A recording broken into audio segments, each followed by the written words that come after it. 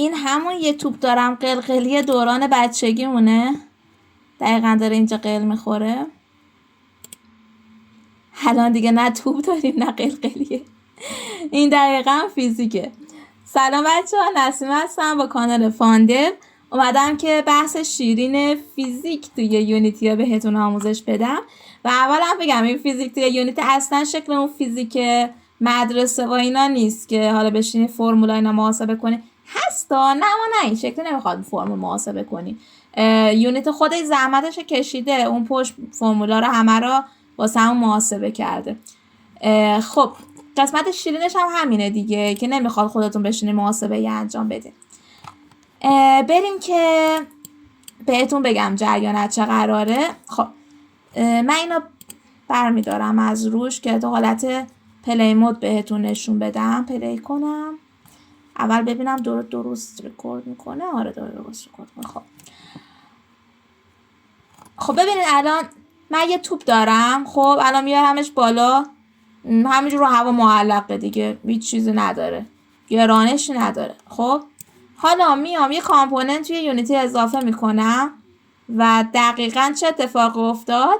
توپ من افتاد پایین و دقیقاً مثل واقعیتی که توی اتفاقی توی واقعیت میفته قل خورد روی زمین.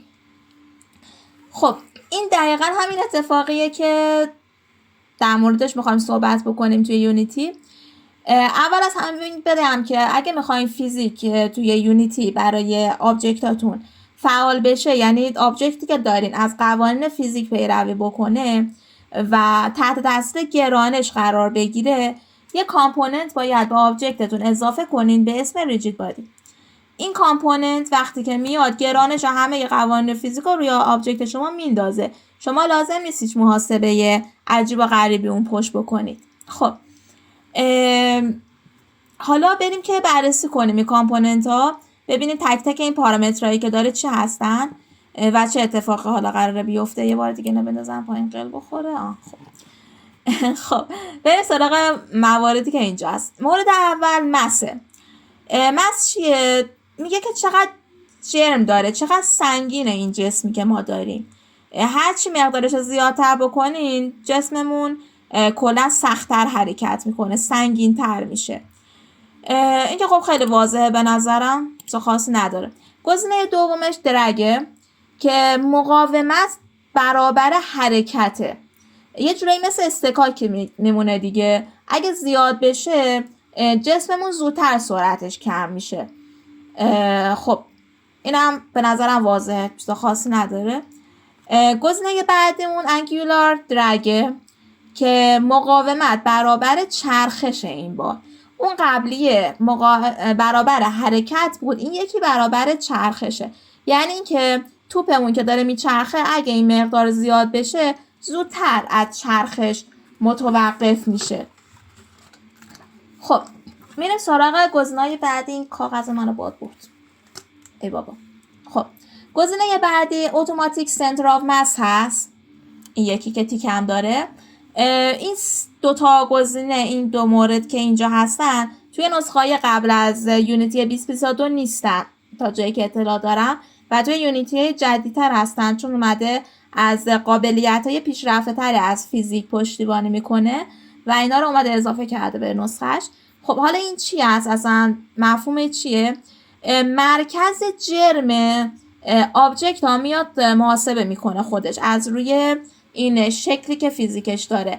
مثلا الان این توپ من دایره هست، میاد میگه که خب این دایره هست، باید اصولا مرکز جرم من وسط باشه که این بتونه قل بخوره روی زمین. اگه مثلا شما میخواین که یه توپ داشته باشین اما مرکز جرمش وسط نباشه، این تیکا برمیدارین و خودتون میاین این مرکز رو بهش میدین. ببینید الان من تغییرش که دادم از یه طرف توپم سنگین تر دقیقا داره میشه تا طرف دیگه.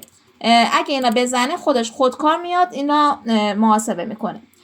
اتوماتیک تنسر مورد دومش هست که این میاد مقاومت جسم در برابر چرخش محاسبه میکنه، به صورت خودکار محاسبه میکنه.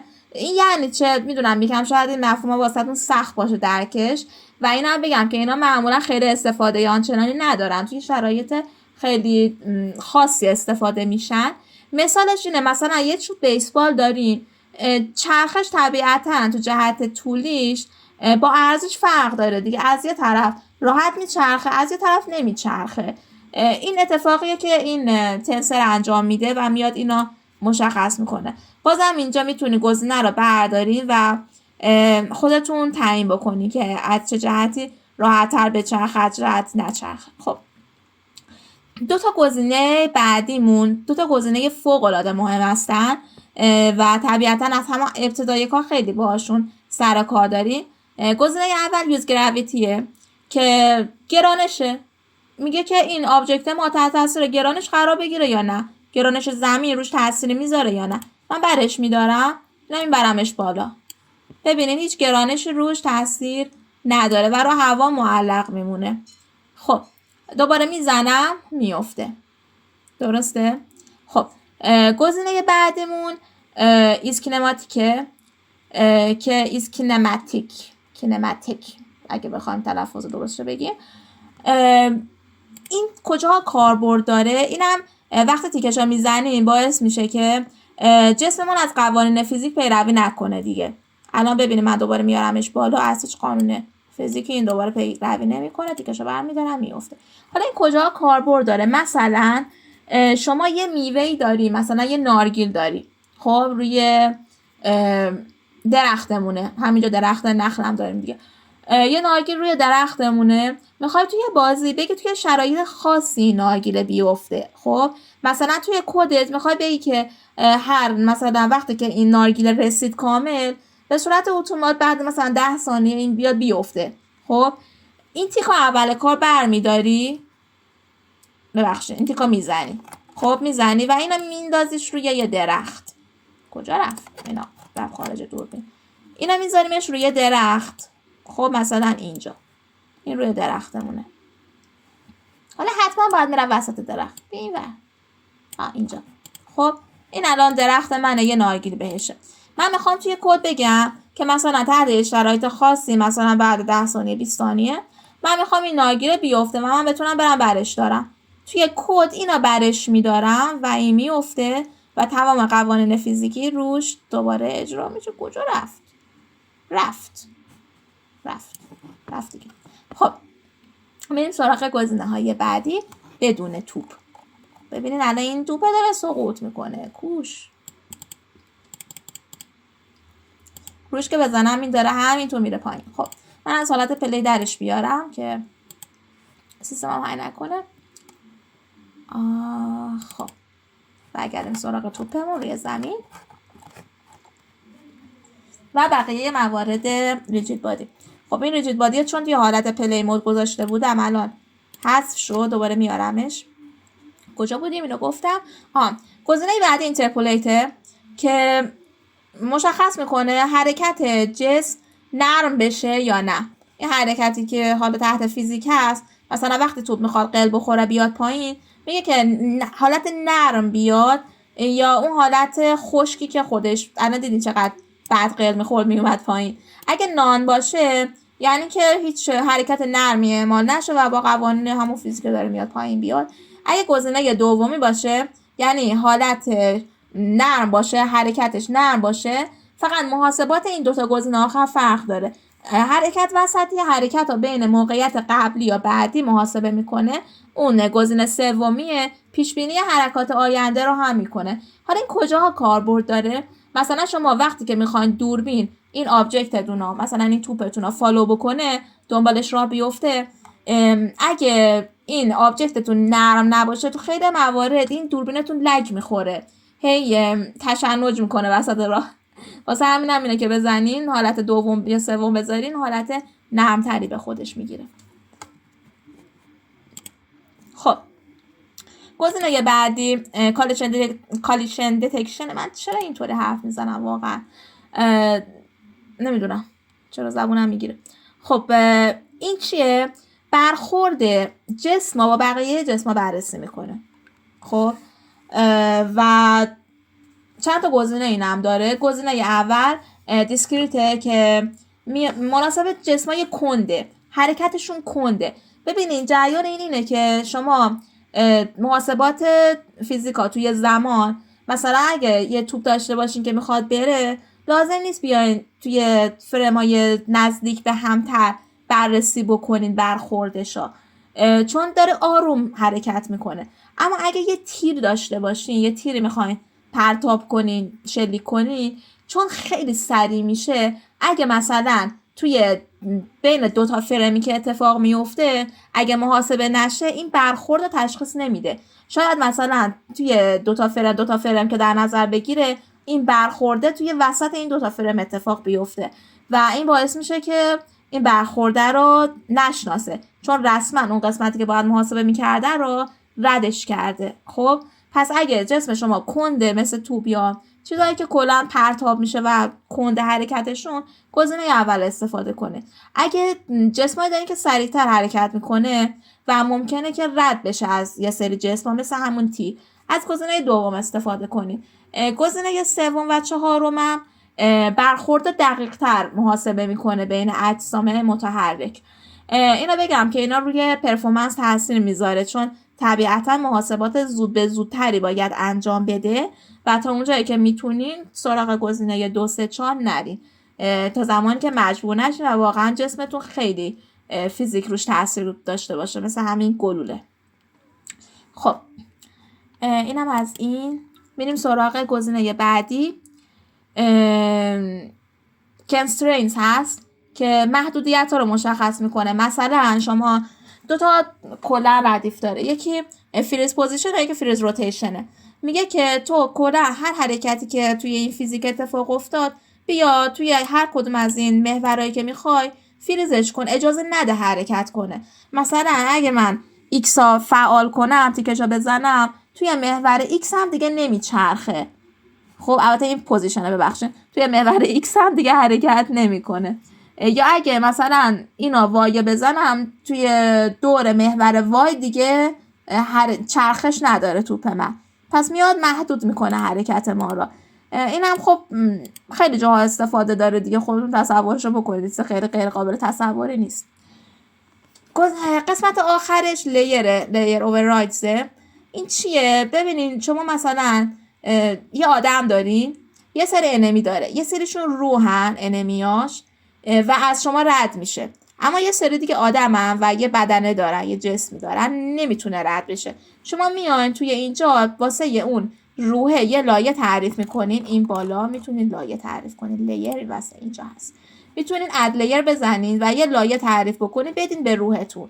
خب بعد اینجا به این توپه بگین که اگه روح بود، لیرش روح بود، من برخورد نکنم بهش، بعد بقیه انمی ها لیر انمی ها برخورد بکنم بهش. پس اگه اینا روح بذارم، این برخورد نمیکنه بهش و کلا محاسبات برخورده واسش محاسبه نمیشه. اینم از آخرین قسمت بود.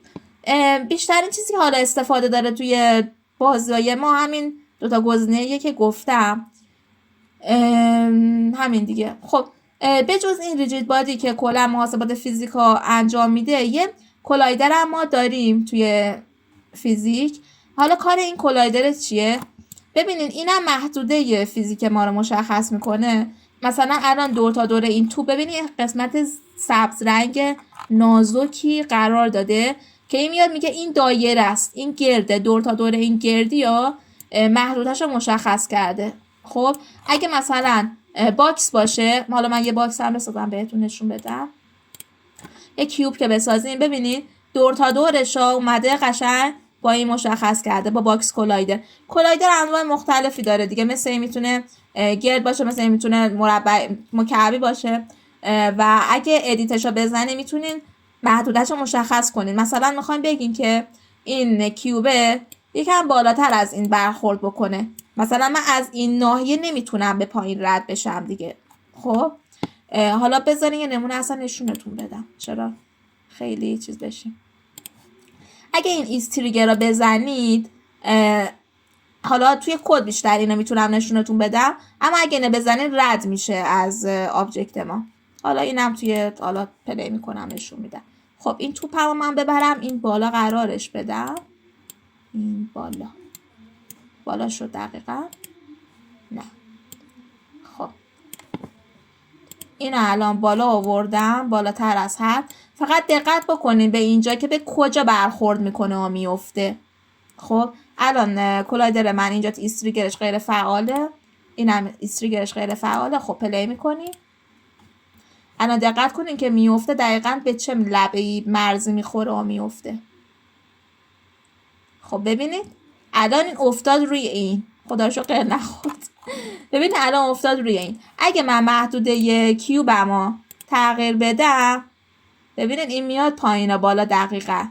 پس به شکل خود مش ما بستگی نداره. مش ما هیچ فیزیکی نداره و چیزی که محدوده فیزیکا مشخص میکنه واسش همین کلایدرها هستن که میندازن. حالا من ایستریگر کیوبمو میزنم، ببینید توپ از داخلش رد شد و محاسبات فیزیکا الان فیزیک برخورد الان اینجا دیگه نداره. خب حالا چه اتفاقی میفته اگه کلا باکس کلایدر رو کنسل کنم؟ اگه ریجید بادی نداشته باشه، یعنی یه آبجکتی فقط کلایدر داشته باشه، ریجید بادی نداشته باشه، هیچ اتفاقی نمیفته، یعنی سقوط نمیکنه بیفته پایین. خب الان ببینید سقوط نکرد چون هیچ محاسبات گرانش روش انجام نمیشه. اما این کره‌ای که الان اینجا داریم، اگه چون ریجید بادی داره، اگه این کلایدرش رو بردارم، ببینید دقیقاً سقوط کرد رفت توی زمین، چون ما محدوده برخوردی واسش تعیین نکردیم. رسما مثل یه روح شده، یعنی اون جسم برخورد دیگه نداره. اما چون کامپوننت ریجید بادی روش هست، گرانش رو میاد محاسبه میکنه. خب این از فیزیک بود. همینطور که دیدین واقعا چیز پیچیده و سختی فیزیک یونیتی نداره. همه قسمت‌های سختش اومدن واسهتون اون پشت محاسبه کردن. توی کد هم خیلی راحت میتونین دسترسی به تک تک این پارامترها داشته باشین و بگین مثلا گراویتی یا بیا فالسش کن، توروش کن و خیلی راحت میشه کارای ما پیش بره. خب فکر کنم دیگه آموزش تا همین حد بس. 17 دقیقه شد.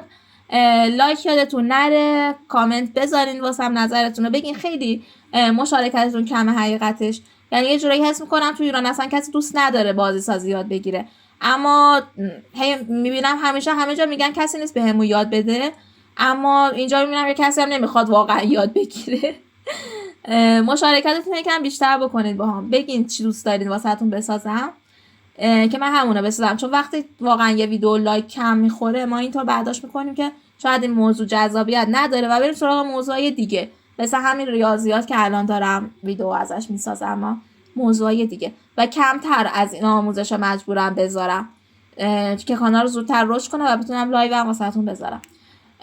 گفتم دیگه همین دیگه، چیزی ندارم بگم که ویدئوی بعدی نمیدونم چی درست کنم، نمیدونم، بعدا میفهمین دیگه. آره همین، خداحافظ.